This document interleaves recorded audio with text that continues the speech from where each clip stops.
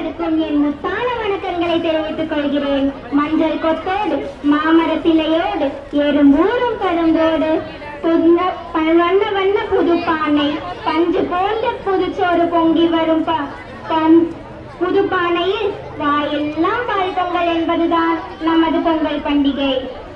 தை பிறந்தால் வழி பிறக்கும் என்பார்கள்.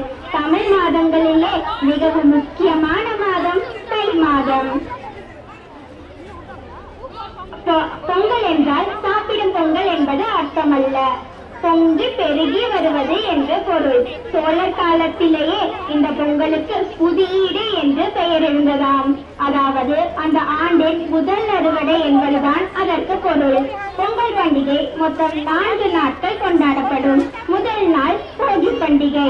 அல்லவை எல்லாம் அழியட்டும், நல்லவை வரட்டும், பழையன கழிதலும் புதியன புகுதலும் என்ற மொழிக்கேற்ப போகி பண்டிகை கொண்டாடப்படுகிறது.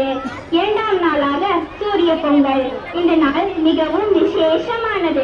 மக்கள் அனைவரும் அதிகாலையில் எழுந்து வீடுகள் முழுக்க தோரணங்கள் கட்டி சூரிய பகவானை வழியிட்டு பொங்கல் வைத்து கொண்டாடுவர். 3ஆவது நாளாக மாட்டுப் பொங்கல். ஆண்டெல்லாம் நமக்காக உழைக்கும் மாடுகளுக்கு நன்றி சொல்லும் விதமாக மாட்டுப் பொங்கல். 4ஆம் நாளாக காணும் பொங்கல்.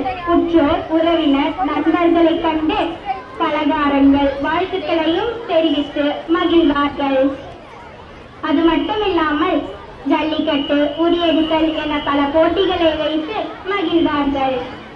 உழவனை போற்ற வந்த பண்டிகையே பொங்கல் பண்டிகை என்று கூறி எனது உரையை முடித்துக் கொள்கிறேன். அனைவருக்கும் இனிய பொங்கல் நல்வாழ்த்துக்கள். நன்றி.